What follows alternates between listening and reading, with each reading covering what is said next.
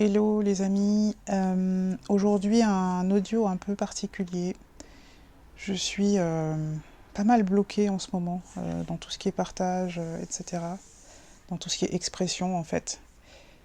Euh, Forcément avec le travail que je fais avec les anciens sur mes croyances limitantes, comme elles sont directement liées à mes activités professionnelles, et bien du coup ça remue pas mal de choses et ça crée des blocages, enfin ça crée des blocages, ça révèle des blocages et ça les a fait remonter vraiment à ma conscience au point que je ne peux plus les contourner en fait. Je peux plus faire comme s'ils n'existaient pas, je peux plus, enfin voilà, je suis obligée, enfin je les ai vraiment en pleine face quoi. Donc c'est assez compliqué et du coup, bah forcément j'ai consulté les anciens, comme je fais toujours. Et ils m'ont encouragée à faire un partage pour vous parler de ce que j'ai envie de faire professionnellement, que je n'arrive pas à faire, et de pourquoi j'arrive pas à le faire, qu'est-ce qui me bloque, et comment je deal avec ça au quotidien. Je pense que ça peut être utile comme partage pour les personnes qui sont confrontées à des choses similaires, qui essayent de contourner leur blocage, et qui se sentent freinées dans leur épanouissement, dans leur développement, etc. Donc, je ne sais pas, j'ai pas écrit à l'avance ce que je vais vous dire. Par contre, j'ai pris mes cartes avec moi parce que bah, quand je suis seule et que j'ai du mal à interpréter ce que je ressens ou à comprendre ce que je ressens, je m'aide des cartes comme d'un miroir en fait pour réussir à mettre des mots sur ce que je ressens. Donc je vais faire ça parce que c'est quand même un sujet qui est assez émotionnellement compliqué pour moi. Mais bon, j'ai dit que je partageais avec vous mon quotidien. C'est un peu comme voilà, une espèce de journal de bord de cette transformation que je suis en train de vivre. Donc on va partir là-dessus. Et voilà, je vais commencer par vous lire les quelques notes que j'ai prises parce que je n'enregistre pas d'audio, mais il se passe plein de choses. J'allais dire pendant que vous n'êtes pas là, mais oui, c'est un peu ça. Je réfléchis beaucoup à mon positionnement, à ce que je veux faire, comment je veux le faire, comment, oui, mon positionnement par rapport à le monde, comment il fonctionne, en tout cas le monde de l'entrepreneuriat, le monde de la création de contenu. J'avais déjà enregistré un audio où je parlais, enfin j'ai plusieurs audios que j'ai pas publiés d'ailleurs, où je parlais, j'évoquais le fait de pas se laisser dicter sa conduite, son plan d'entreprise, on va dire, par les algorithmes. Et en fait, j'ai eu toute une réflexion autour de ça, où je me disais, ok, les gens disent qu'il faut plaire à l'algorithme pour réussir, pour être mis en avant et avoir des auditeurs. Et en fait, moi, je suis pas tout à fait d'accord avec ça. Et au fil de ma réflexion, j'ai aussi connecté avec des contenus qui disaient, ben non, en fait, on ne crée pas pour les algorithmes, on crée pour les humains qu'on a envie de toucher. Et moi, là, je me suis vraiment reconnue dans cette attitude-là. Donc, toutes les règles que j'avais intégrées de création de contenu sur YouTube, de il faut faire comme ci, il faut faire comme ça, il faut dire aux gens ceci, cela, etc. J'ai absolument pas envie de les suivre. Je trouve ça hyper contraignant et je trouve ça hyper déshumanisant. Et dans une époque où on est en train de voir les IA s'accaparer ce terrain de jeu, j'ai encore plus envie de faire quelque chose de très organique, de très imparfait, de très humain, quoi. Donc, eh ben, je fais le pari que ce sera ça, mon chemin de réussite. Peu importe les algorithmes, ça prendra le temps que ça prendra. On s'en fout, quoi. Enfin, je veux dire, c'est pas ça qui compte. Donc, je voulais vous lire ce que j'avais écrit. C'est des petites notes, hein, c'est pas un truc, c'est pas un texte vraiment. C'est par rapport à vraiment le cœur de mon activité, ce que je veux vraiment faire, ce qui donne du sens à ce que je fais, en fait. Voilà. Et ça vient éclairer aussi pourquoi j'ai nommé cette entreprise La Voix Douce. Parce que c'est vraiment au cœur de mon intention. Donc j'ai noté, je veux apporter de la douceur aux gens. Et c'est vraiment ça. Ce que je veux faire, c'est vraiment ça. Après, apporter de la douceur, il y a plein de façons de le faire, hein. Je pourrais faire des massages, je pourrais, je sais pas moi, faire des mélanges d'huile essentielle pour l'aromathérapie, je pourrais faire plein de choses. Mais non, moi, c'est pas ça qui m'intéresse. Je veux apporter de la douceur en apportant de l'écoute et du soutien émotionnel. Donc ça, c'est un peu le côté coaching, on va dire. En reconnectant les gens avec l'espoir et la magie de la vie à travers la connexion à l'invisible. Donc ça prendra la forme de comment dire, enseigner l'usage de la médiumnité, en fait, pour que chacun puisse s'en servir de manière autonome et pour son quotidien. Et en leur apportant les messages de consolation de leurs défunts et ancêtres. Un peu comme font la plupart des médiums qui font du contact défunt, qui apportent du coup une façon de faire son deuil, ou pas forcément d'ailleurs, ça peut être aussi une façon d'être accompagné par ses défunts, enfin les gens de sa famille qui sont de l'autre côté, quoi. Apporter des conseils, apporter du soutien, de la consolation, bref. Voilà, donc ça c'est vraiment ce que j'ai envie de faire. Et je n'y arrive pas. Je n'y arrive pas parce que je crois que j'ai déjà évoqué dans d'autres audios une interdiction inconsciente à utiliser la médiumnité. Mais c'est un peu plus compliqué que ça. Il n'y a pas que cet aspect-là dans mes blocages, il y a aussi une interdiction inconsciente à réussir, à me faire plaisir, à exister tel que je suis. Donc c'est quand même des choses assez bloquantes, assez péremptoires, quoi. C'est un peu c'est la grosse interdiction qui laisse très peu d'espace de liberté, en fait. Donc voilà. Mais avant d'en arriver là, je vais continuer. Donc j'avais pris un peu développé mes notes sur quel genre de personne je voulais être dans ce cadre-là. Qu'est-ce que je voulais apporter avec un peu plus de détails. Donc j'ai noté que je voulais être quelqu'un qui... je voulais proposer en fait à vous, aux personnes que ça intéresse, quoi, de trouver quelqu'un à qui parler qui ne les juge pas, qui ne les pousse pas à rentrer dans des cases prédéfinies par la société ou les tendances de notre époque. Donc ça peut autant s'appliquer sur la vie pro que sur d'autres domaines de vie. Je voulais aussi proposer une ouverture vers d'autres chemins, d'autres systèmes, d'autres logiques pour s'accomplir et trouver le bonheur en dehors de ce que les gens ont l'habitude de dire qu'il faut faire pour arriver à ces objectifs-là, l'objectif de trouver le bonheur. Et ça, vraiment, autant mon parcours actuel est super difficile, et quand je dis actuel, ça fait quand même plusieurs années, c'est super difficile, mais j'ai jamais douté une seule seconde que c'était possible d'être heureux, en fait. Bien sûr, j'ai eu des moments de découragement, des moments où je me suis dit mais j'y arriverai jamais, etc. Mais c'était pas dans le sens le bonheur n'existe pas ou le bonheur est impossible, c'était plutôt dans le sens mais moi, je ne peux pas y avoir accès. Et c'était vrai puisque c'est ce que disent mes croyances limitantes. Mais donc voilà, moi je suis convaincue que c'est possible d'être heureux, même dans ce monde de fous là, dans lequel on est actuellement. Je sais qu'il y a un chemin pour ça. Comment dire, j'ai en partie mis en place des choses dans ma vie qui font que j'y ai accès. Enfin, en tout cas, je sais que j'y aurai accès dans quelques temps. Je sais pas comment dire.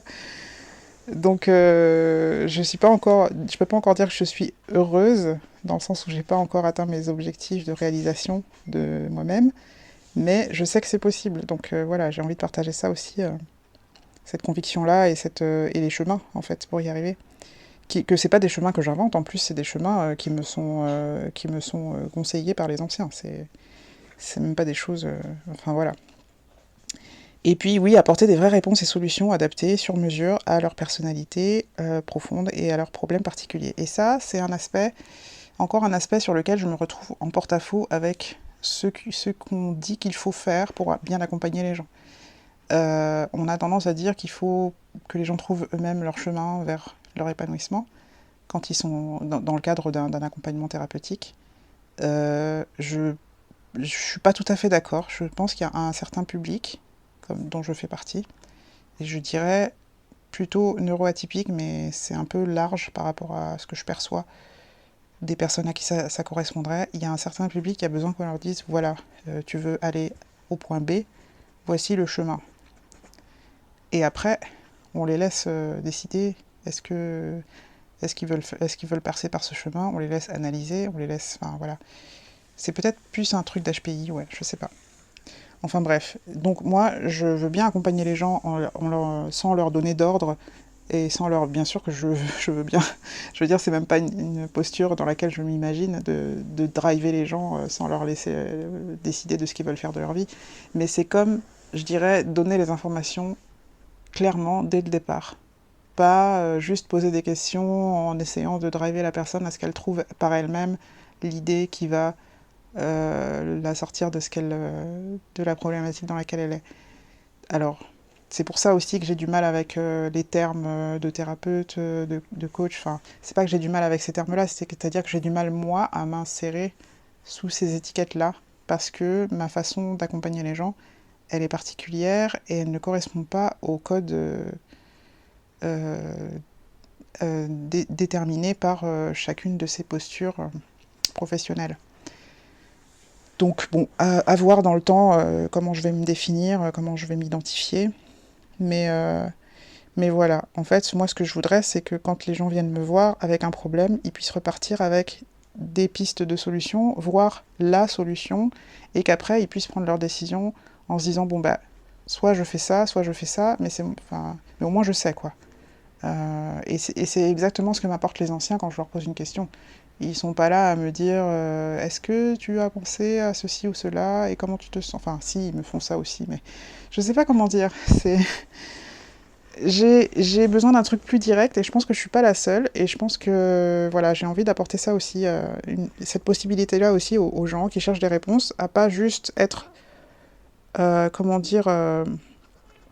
orientés à avoir leur propre prise de conscience, mais à ce qu'on leur montre les choses clairement et qu'après ils puissent se décider, quoi. Voilà.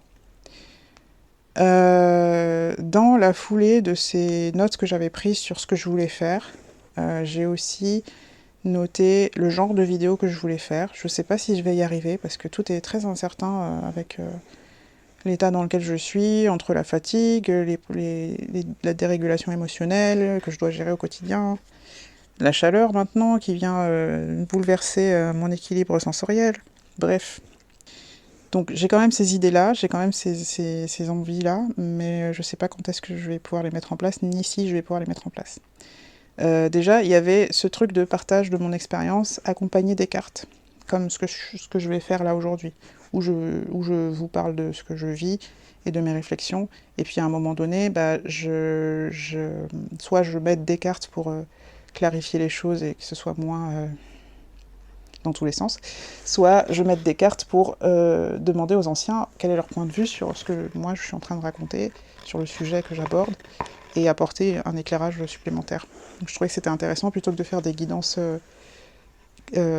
classiques, comme font les autres cartomanciennes sur YouTube, traiter d'un sujet et avec moi, ma connaissance, et en plus celle des anciens, quoi. J'ai quand même envie de continuer les transmissions médiumniques, comme je faisais il y a quelques temps, même si en ce moment c'est très difficile pour moi, parce que du coup mes perceptions médiumniques sont très très chaotiques en ce moment. Troisième type de vidéo, ce serait quand même faire des guidances, on va dire classiques, genre tirage à choix, enfin d'ailleurs pas à choix justement, des tirages de cartes, mais peut-être plus en audio parce que j'ai vraiment du mal avec la caméra, et puis vraiment ciblé sur des thématiques de santé mentale. Ça aussi c'est ce que j'ai envie de faire. Un quatrième type de vidéo, ce serait de faire des canalisations, des transmissions médiumniques de défunts. J'ai vu plusieurs personnes faire ça sur YouTube.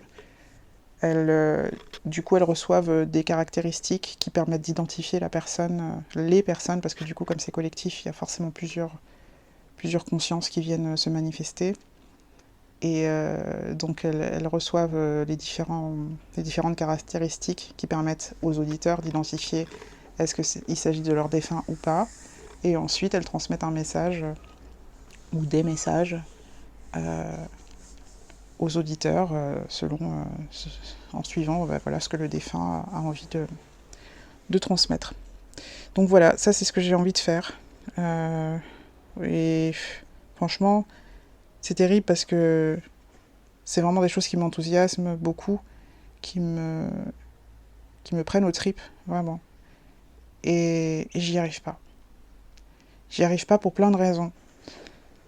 Je vous ai déjà parlé de mes croyances limitantes, mais il y a aussi le fait que je suis un peu à la marge de ce qui se dit dans le milieu de la spiritualité sur comment ça fonctionne et toutes ces choses-là.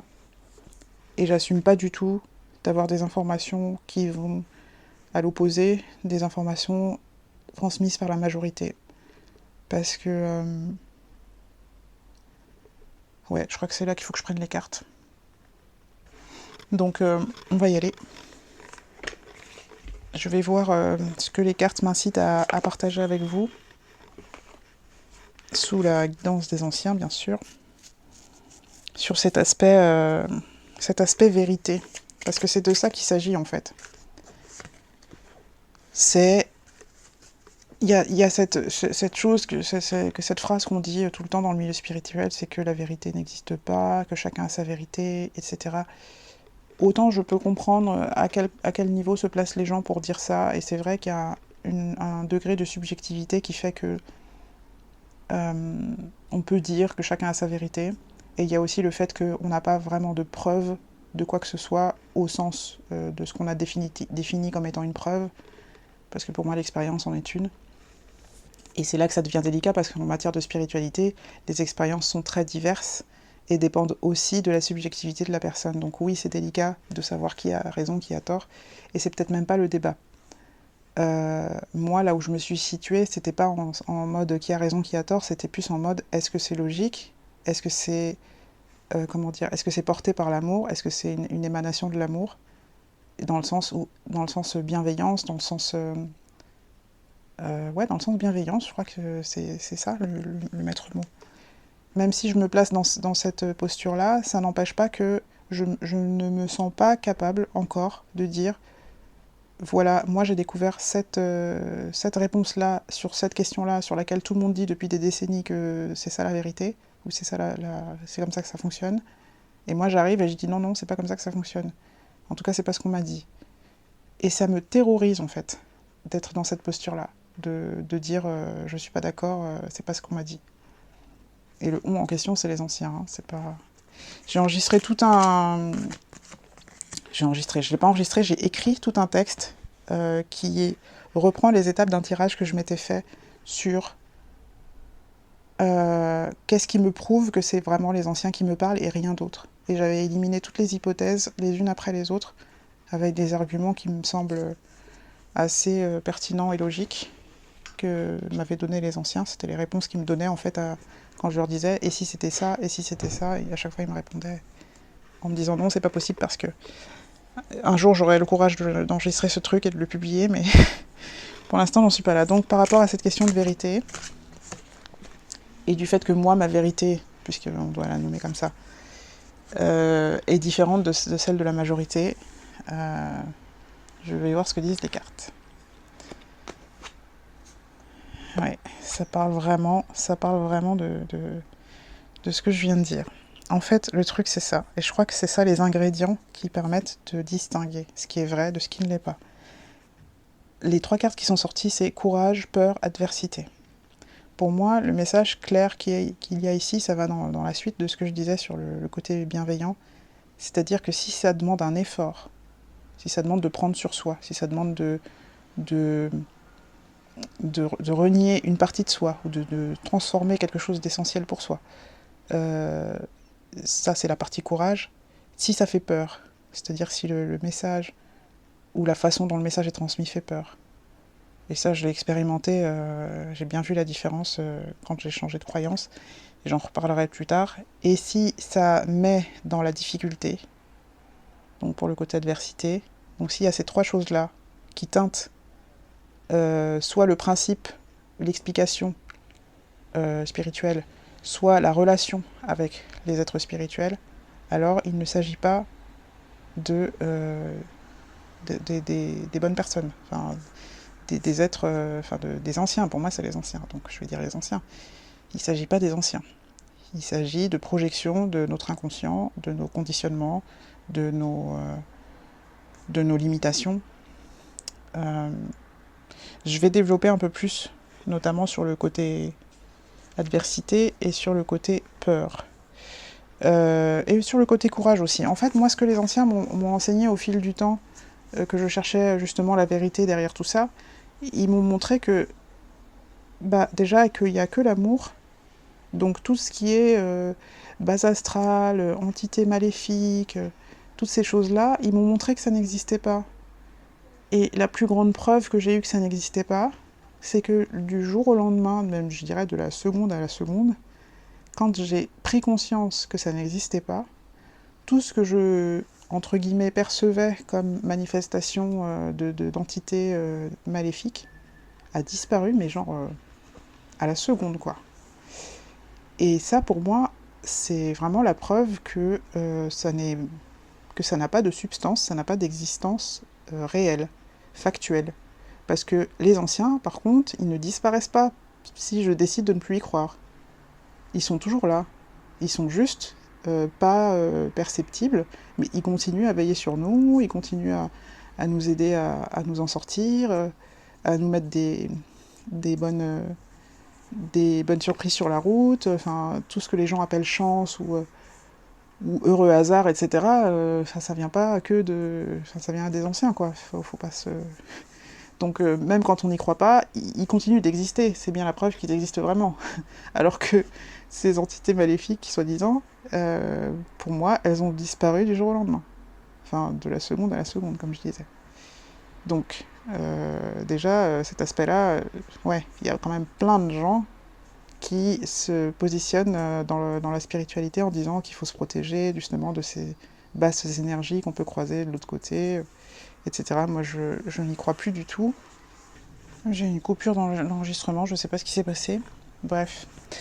Donc je disais, oui, je pense que la conscience qui nous habite tous, quand je dis tous, c'est qui habite la vie, les êtres vivants, hein, les végétaux, les animaux, les humains, qui sont des animaux aussi d'ailleurs, soit dit en passant. Mais bref, tout ce qui vit et qui est habité par la conscience, pour moi, la conscience elle-même ne peut pas être maléfique. Il ne peut pas exister d'êtres qui sont pure conscience et qui sont maléfiques. C'est ça que je veux dire. Le maléfice, si on peut appeler ça comme ça, je veux dire les bugs, ils se produisent quand la conscience est dans la matière et que la matière du coup limite la conscience au point de ne pas savoir parfois s'orienter correctement et du coup par ricochet créer des répercussions négatives, que ce soit des accidents ou des intentions négatives. Je ne peux pas imaginer que le monde de l'après-vie, si on peut l'appeler comme ça, soit une exacte copie du monde terrestre. Je ne vois pas quel intérêt ça aurait que ça soit fait comme ça. Mais bon, bref. Donc, sur le côté courage, en fait, le truc, c'est que les anciens, ils nous demandent jamais de faire des efforts, en fait. Ils essayent toujours de faire avec ce qu'on est à l'instant T et de nous montrer une brèche qui correspond à qui on est à l'instant T et qui tient compte des limitations, des peurs, de ce qu'on est à l'instant T. Ils ne nous forcent jamais à aller dans une direction soi-disant pour qu'on grandisse ou je sais pas quoi d'autre. Et ça, c'est un autre aspect sur lequel je suis opposée à la majorité des discours spirituels, sur cette idée que on s'incarne sur Terre pour faire évoluer notre âme. Je comprends pas. Parce que les mêmes personnes me disent que l'âme est pure, elle est complète, elle est parfaite. Si elle est tout ça, pourquoi elle a besoin d'évoluer ? Faut qu'on m'explique. Pour moi, l'âme s'incarne pour faire évoluer la matière, pour qu'elle soit de plus en plus capable d'accueillir l'entièreté de l'âme. Pour moi, c'est ça. Et c'est ce qui m'a été donné comme information. Et voilà. Donc Donc cette histoire d'évolution de l'âme, c'est pas l'âme qui doit évoluer, c'est la matière, vraiment. C'est ce qu'on est quand on joint la matière et la conscience, c'est ça qui doit évoluer. Et c'est d'ailleurs ce qu'on observe en termes quand on regarde l'historique des différentes espèces, l'évolution des espèces, c'est typiquement ça, quoi. Même quand on regarde un petit peu ce qui se passe chez les animaux, il y a aussi des individus avec une conscience plus je sais pas comment dire, plus évoluée, plus développée, je sais pas comment dire, parce que je veux pas non plus froisser des gens en disant qu'il y a des êtres supérieurs et inférieurs, c'est pas du tout mon propos, mais en tout cas, l'évolution de la matière,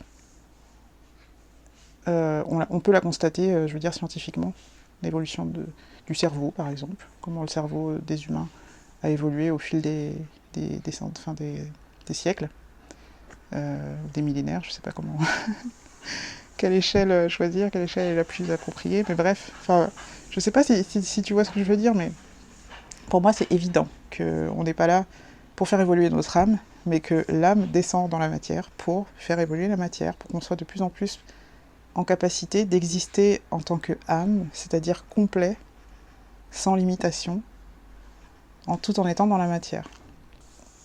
Donc ça, c'était par rapport à la carte courage. Ensuite, la carte peur. Oui, alors je reviens quand même... Ouais, non, j'en parlerai peut-être après, sur la carte adversité. Par rapport à la carte peur, j'ai vécu, je vais dire, des deux côtés de la barrière. Je suis désolée pour les bruits de vaisselle, c'est ma fille qui fait la vaisselle. J'espère que vous entendez pas de ça trop fort. Mais bref, je continue. Par rapport à la carte peur, j'ai vécu donc des deux côtés de la barrière, c'est-à-dire avec des croyances qui me faisaient peur par rapport à ce monde invisible, et avec plus de réassurance une fois que j'ai été dépolluée de certaines croyances, de certaines certitudes. Je pense qu'on a tous été influencés par les films qui traitent de sujets paranormaux, je parle des fictions, hein. Et même les quelques documentaires qu'il y a pu y avoir sur ces sujets-là, ils sont traités d'une façon tellement sensationnaliste et tellement peu rationnelle, scientifique, que du coup, on est forcément influencé par cette vision de l'au-delà, qui serait un endroit où on croise des spectres qui ressemblent à des zombies, qui sont décérébrés et qui du coup nous pourchassent ou nous font peur, enfin bref. Tout cet imaginaire-là, forcément ça imprègne l'inconscient. Et puis après, il y a les histoires de chacun, familiales, les croyances de chacun, transgénérationnelles. Il y a des familles où c'est autorisé de fricoter avec l'invisible. Et puis d'autres où c'est va des rétros. Je dirais pas jusqu'à dire Satanas, mais va des rétros quand même. Il faut être rationnel, il faut être cartésien, il faut être ancré dans la science et dans ces choses-là très mathématiques, mesurables, quantifiables, etc. Donc on n'a surtout pas le droit de toucher à ce qui peut être éthéré comme ça. Donc après, ça c'est l'histoire de chacun. Mais il se trouve que moi, mon histoire fait que j'ai à la fois eu l'imprégnation de l'imaginaire sur le monde invisible, et puis j'ai aussi eu cette interdiction transgénérationnelle assez violente autour de ces pratiques-là, de médiumnité, de soins par l'énergie et toutes ces choses-là. Ce qui a créé le problème à mon niveau, c'est tout ce que j'ai pu hériter comme croyance inconsciente autour de ce sujet-là. Ce qui est assez étrange parce que je viens d'une famille qui est quand même... je suis africaine en fait, donc ces façons-là de se relier à plus grand que soi, ça fait partie de ma culture, c'est pas quelque chose qu'on a renié non plus, mais il se trouve que je viens d'une lignée où les gens sont très intelligents, donc HPI, tout ça là, et donc c'est devenu, comment dire, tout le côté monde invisible, etc., c'est devenu quelque chose à mettre de côté parce que ça ne cadrait plus avec l'excellence de l'intelligence analytique. je pense. Ma lecture personnelle de ce qui a pu se passer au fil des générations. Mais bon, peu importe. Le message ici, c'est ce que j'essaye de dire, c'est que le monde invisible n'est pas censé faire peur, parce qu'il est justement pas peuplé d'êtres maléfiques. Il n'est pas censé se manifester à nous d'une manière qui nous effraie. Et c'est là que j'ai vraiment eu une épiphanie, enfin une prise de conscience assez incroyable au cours de mon développement spirituel. À un moment donné, j'ai pris conscience que les manifestations paranormales qui se produisaient dans mon environnement, en fait, c'était moi qui les créais, avec ma propre énergie, et mes propres projections, mes propres terreurs.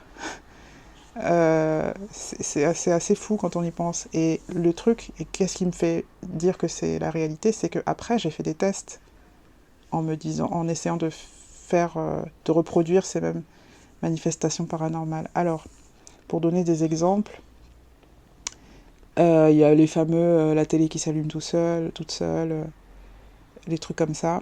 J'ai pu expérimenter aussi le fait de faire bouger un rideau tout seul. Alors c'est pas un rideau léger type voile, etc. C'est un rideau qui sépare une pièce en deux, donc qui est assez épais. Et en fait le principe, je l'ai associé, j'ai associé ce mouvement du rideau volontaire que j'arrivais à provoquer à ce qui se passe avec mon pendule, où je peux aussi décider qu'il va aller à droite, que si je dis qu'il va à droite, et il va aller à gauche si je décide qu'il va à gauche.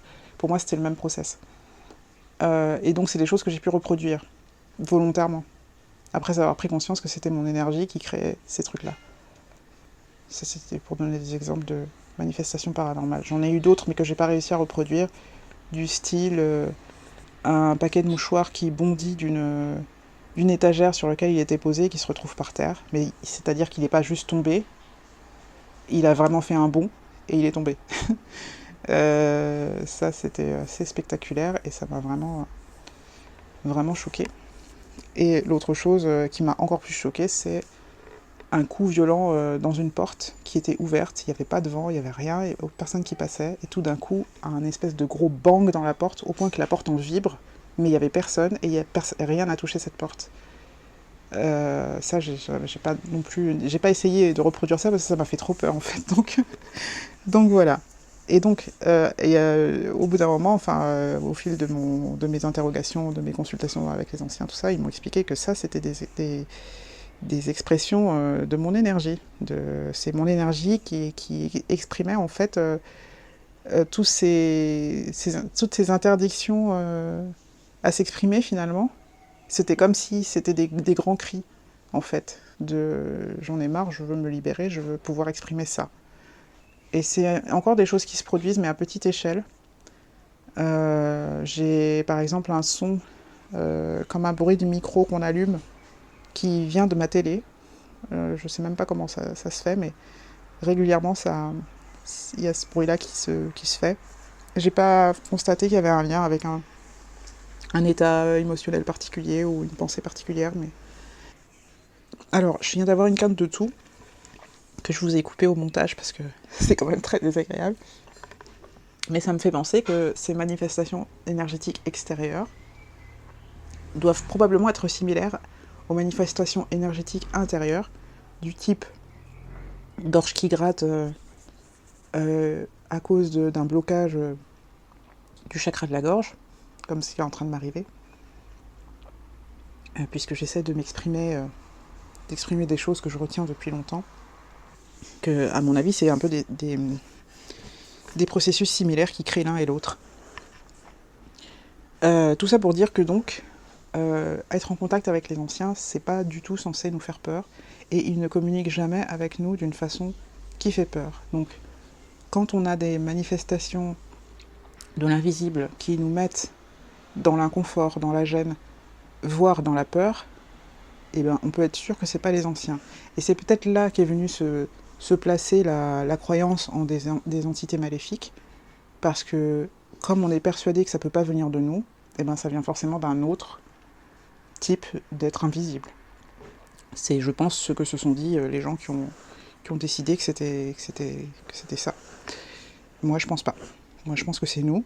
On n'a pas conscience de ce qu'on est capable de faire au niveau énergétique, et donc on ne se rend pas compte qu'on peut projeter de manière très matérielle des sentiments, des pensées, des convictions spirituelles, au point de créer le phénomène dans notre entourage. Et après, c'est l'interprétation qui fait tout. Qui va faire, c'est l'histoire qu'on va se raconter autour, quoi. Voilà. Et donc pour la troisième carte, qui est donc l'adversité, moi ça me fait directement penser à ce principe dont on entend parler souvent dans le milieu de la spiritualité, qui est que ça va dans la suite logique de cette histoire de dame qui est censée évoluer, qui est censée apprendre. Et je sais pas pourquoi, mais la plupart des gens sont persuadés qu'on apprend à la dure. Alors même qu'on est à une époque où on entend parler d'éducation bienveillante, de choses comme ça. Mais par contre, dans l'au-delà, ils sont pas au courant de ces trucs-là, visiblement. Ils ont décidé qu'il fallait qu'on apprenne par des leçons difficiles, qu'on nous remet le nez dans notre bip bip, soi-disant pour qu'on apprenne. Non, ça c'est pas de l'amour en fait. Et c'est certainement pas de l'éducation bienveillante, si tant est que ce soit le but des anciens de nous éduquer, ce qui n'est pas du tout le cas. Pour eux, on n'est pas des élèves, on est comme eux en fait. Ils nous regardent pas de haut, ils nous regardent parce que eux ils savent de quoi on est capable, la puissance qu'on a en réalité, dont on n'a pas conscience. Ils voient bien qu'on est pareil, qu'on pourrait faire les mêmes choses qu'eux, mais juste que pour l'instant on ne le sait pas. Donc ils nous regardent pas de haut et ils essaient pas de nous guider en nous faisant des leçons soi-disant ou en nous forçant à aller dans telle ou telle direction, des choses comme ça. Non, non, non, non. Moi, je peux pas croire à ça parce que ça serait croire que ils ne sont pas tout amour. C'est ce que je disais tout à l'heure. Je peux pas envisager que la conscience non manifestée porte une intention de malveillance ou même de dureté. Pour moi, c'est pas possible. C'est forcément de l'amour et donc de la bienveillance à 100%. Et je pense que ce degré de bienveillance-là, vu les systèmes qu'on a construits et les environnements qu'on a construits, type éducatif, etc., on a du mal à envisager que ce soit possible d'être à ce point bienveillant, d'être à ce point respectueux, d'être à ce point gentil et aimant, parce que nous-mêmes, on n'arrive pas à le faire encore. Donc on se dit, c'est pas possible. Mais en fait, si, c'est possible. S'il y a bien des gens qui nous le montrent, ce sont bien les anciens. Et s'il y a bien quelque chose qui nous enseigne, c'est à nous rappeler que ça, c'est possible. Donc, jamais ils nous disent de faire des choses qui vont nous mettre dans la difficulté, soi-disant pour nous apprendre je ne sais quelle leçon. Et jamais ils ne nous font répéter des situations pour, soi-disant, nous obliger à aller dans telle ou telle direction qui serait meilleure pour nous. On est toujours libre. Cette histoire de libre arbitre, là, pour le coup, c'est vraiment une règle absolue. Justement parce qu'ils nous respectent trop pour jouer avec nous de cette façon-là. Ce serait tellement mesquin et pas respectueux, en fait. Si c'est comme ça qu'on traite les autres humains, on n'est pas considérés comme des gens bien, je pense. Enfin, je sais pas, en fait. En tout cas, moi, c'est ce que je pense. C'est vrai que, bon, ça dépend à quoi on a été éduqué, si c'est à la fessée et à la punition, ou si c'est à l'écoute et à la... Enfin, après, je pars dans des digressions, mais... Bref, tout ça pour dire que cette adversité-là, j'ai appris aussi qu'elle n'existait pas, que c'était pas vrai, que les anciens fonctionnaient comme ça pour nous montrer le chemin. Et c'est parce que j'ai cru que c'était vrai, à un certain moment, que je me suis empêtrée dans des situations dont j'aurais pu sortir bien plus vite. Parce que je me disais, ah mais non, mais c'est pour mon apprentissage, alors il faut continuer. On finit par s'habituer à vivre des choses difficiles en se disant que c'est bon pour nous. Mais c'est horrible en fait. Ça peut pas être bon pour nous de souffrir. Et ça, c'est vraiment un truc que les anciens m'ont appris. Il y a une phrase qu'ils m'ont répétée pendant longtemps, il y a quelques années, pardon. C'était de me dire, la souffrance, c'est une anomalie. C'est-à-dire que le projet de base, c'est pas celui-là. Donc, tous ceux qui pensent que c'est par la souffrance qu'on apprend le mieux, ben en fait, non, c'est parce qu'ils n'ont pas essayé autre chose qu'ils disent ça, hein, je pense. Moi, depuis que j'ai changé cette façon de penser et que que j'écoute la vie autrement, on va dire ça comme ça, les messages que je reçois des anciens, déjà, ils sont différents. Parce que ce ne sont plus mes conditionnements que je confonds avec des messages de guidance des anciens. C'est comme si j'avais fait le ménage un peu et que du coup, il n'y avait plus ce filtre-là, ni cette confusion-là. Et du coup, je sors plus facilement et avec plus de fluidité des situations compliquées. Ça peut mettre plus de temps, ou pas d'ailleurs. Ça peut mettre ça peut mettre un certain temps, ou ça peut être assez rapide, ça dépend des situations. Mais globalement, ça se fait de manière beaucoup plus douce parce qu'il n'y a plus cette espèce d'obligation, de difficulté. Ce serait un peu comme le il faut souffrir pour être belle, quoi. Pourquoi, en fait? On n'est pas obligé. On peut choisir d'être beau sans souffrir. Et c'est vraiment un choix pour le coup. Et c'est se rendre compte que ce qu'on nous a enseigné à ce sujet est faux et qu'on peut faire autrement.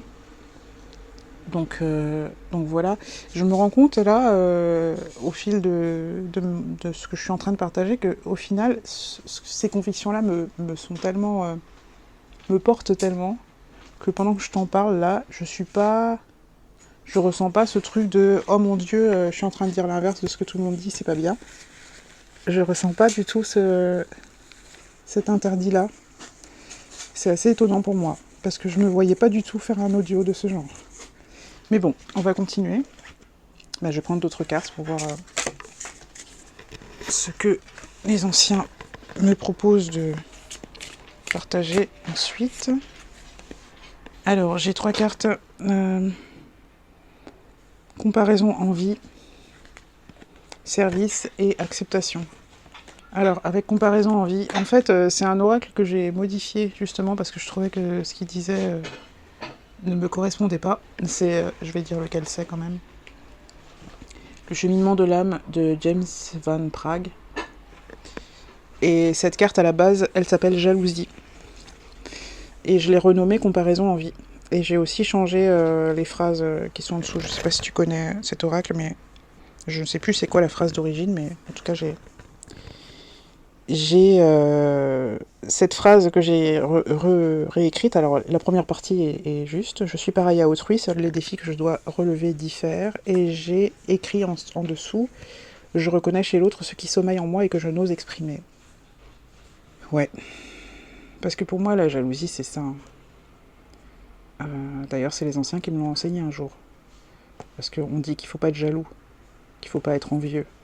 Mais en fait on est envieux de quoi ? On est envieux de ce qu'on aimerait avoir. Et pourquoi on aimerait l'avoir ? Parce que ça nous correspond. Donc c'est pas un sentiment qui est haineux vis-à-vis de l'autre. C'est plus un sentiment de « mais toi t'as un truc que je devrais avoir et je l'ai pas, donc ça me fait souffrir ». Moi c'est comme ça que je l'interprète. D'où le « je reconnais chez l'autre ce qui sommeille en moi et que je n'ose exprimer ». Bon, dans le cadre de ce que je suis en train de partager, comparaison en vie, ça forcément ça me fait penser à ce que je disais sur le fait que je peux pas me permettre de dire autrement que ce que dit la majorité en matière de spiritualité. Un peu en mode, mais qui je suis moi pour affirmer qu'ils ont tort et que moi j'ai raison.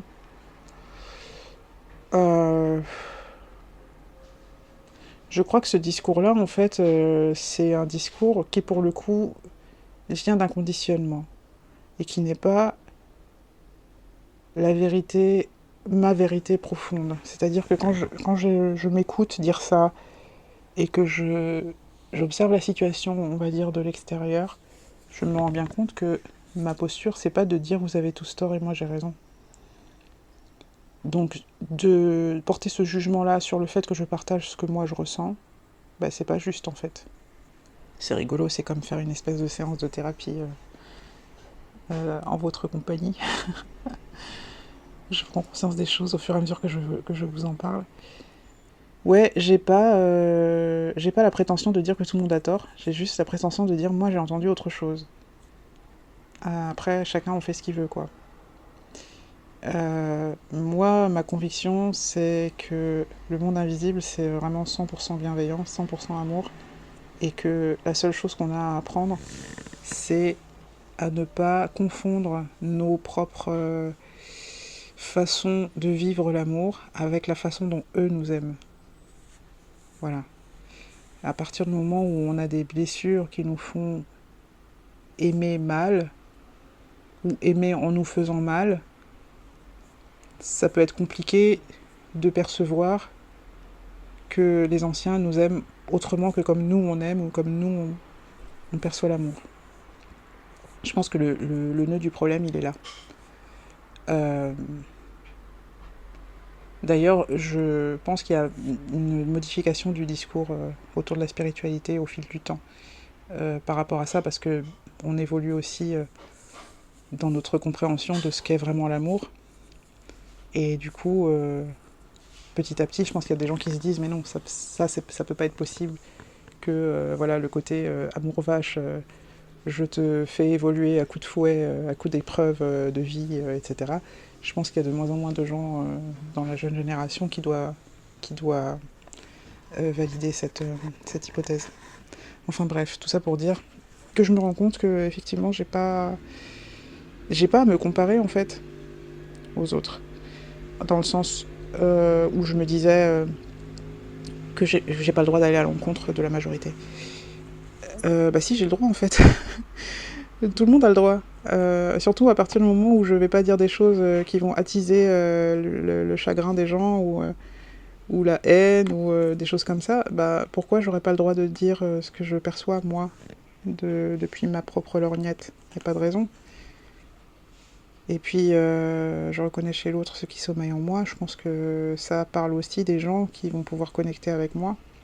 Donc toi, si tu m'écoutes, tu sauras reconnaître si ça te parle, si ça te semble juste ce que je raconte, ou si c'est vraiment n'importe quoi, ou si c'est encore le délire de quelqu'un qui se pense être détenir la vérité ou je ne sais quoi. Je crois que cette question de la vérité, elle est délicate pour moi parce que j'ai vraiment à cœur, avec tout ce qui m'est arrivé de compliqué autour de la spiritualité, j'ai vraiment à cœur de ne plus me tromper sur ce qu'est le monde invisible, mais surtout sur les messages qu'on me transmet.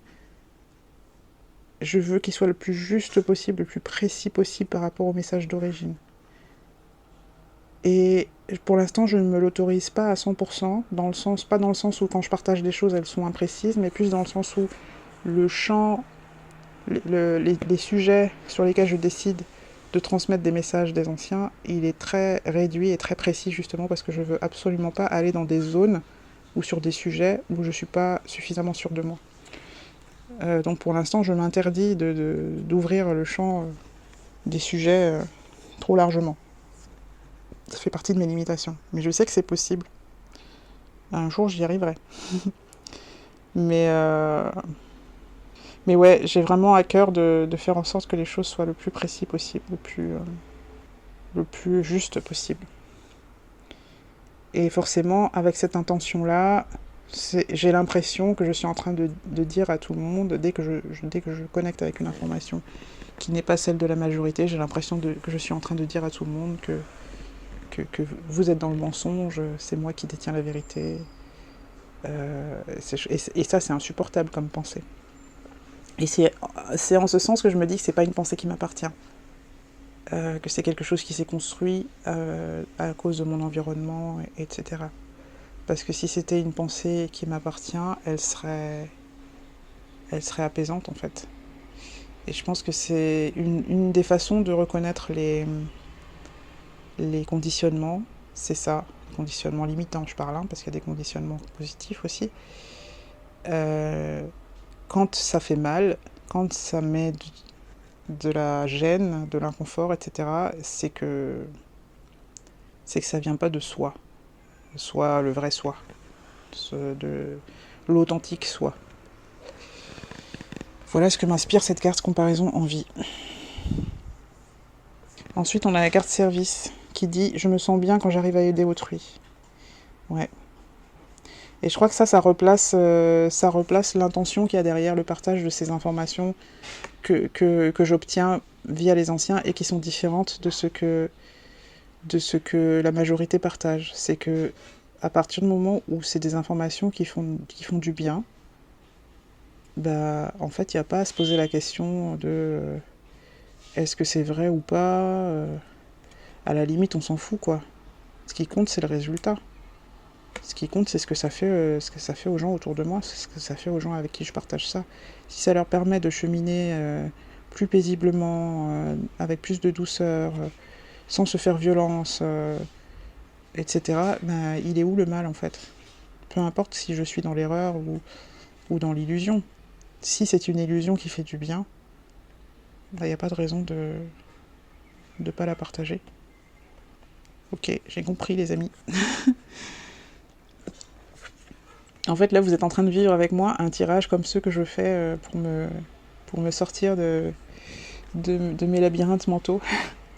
C'est des choses que je fais régulièrement avec les anciens, où je leur demande de me montrer ce que je ressens vraiment, et quand c'est des choses qui me bloquent, de me montrer en quoi c'est faux, ce que je pense, ou ce genre de choses. Et donc la dernière carte, acceptation. J'apprends à accepter ce que je ne peux changer. Alors, il y a deux aspects pour moi dans cette carte-là. Il y a à accepter ce que je ne peux changer en moi, c'est-à-dire mon authenticité, le fait que je sois profondément connectée à l'invisible, quoi que je fasse, quoi que je veuille, même si j'essaie de m'en extraire, c'est juste pas possible, c'est dans mes tripes, c'est dans ma nature, c'est dans mes gènes, c'est dans tout ce que vous voulez, mais bref, ça fait partie de moi et c'est comme ça. Et ça, c'est un truc qui peut être difficile à accepter, et qui est difficile à accepter pour moi, à cause du monde dans lequel on vit, qui n'est pas forcément très ouvert à ce type de nature, à ce type de communication, à ce type de concept. Et puis, il y a l'acceptation, justement, de l'environnement. L'acceptation que je ne peux pas changer les gens, je peux pas changer l'environnement, je peux pas obliger les gens à croire à des choses auxquelles ils n'ont pas envie de croire. Et c'est même pas mon envie en fait, mais c'est quand même un espoir qu'on a, parce que au bout de ça, il y aurait une supposée harmonie, une supposée paix de l'esprit. C'est-à-dire que si les autres changent, on n'a plus besoin de faire des efforts pour exister au milieu d'eux. Donc il y a quand même quelque part un peu ce truc-là en arrière-plan. Même si consciemment, je sais très bien et j'ai pas envie forcément que les autres changent. Le truc d'accepter l'environnement tel qu'il est aussi, c'est que ça permet de ne pas s'isoler.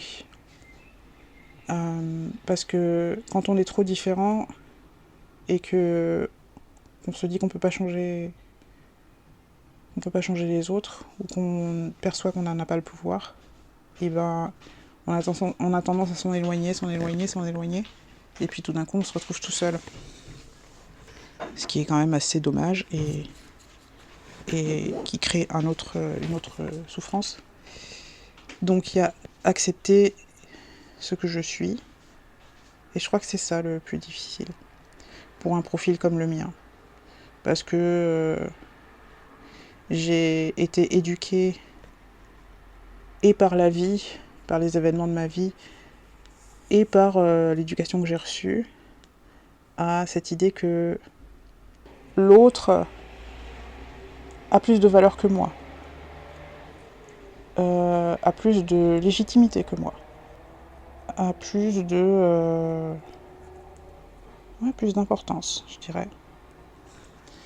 Du coup, m'accepter en tant que personne différente, qu'on appelle ça neuroatypie, ou que ce soit une question de couleur de peau, ou que ce soit une question de croyance spirituelle, ou quel que soit le sujet, m'accepter tel que je suis, c'est difficile parce que de nature, je suis donc en marge de la majorité.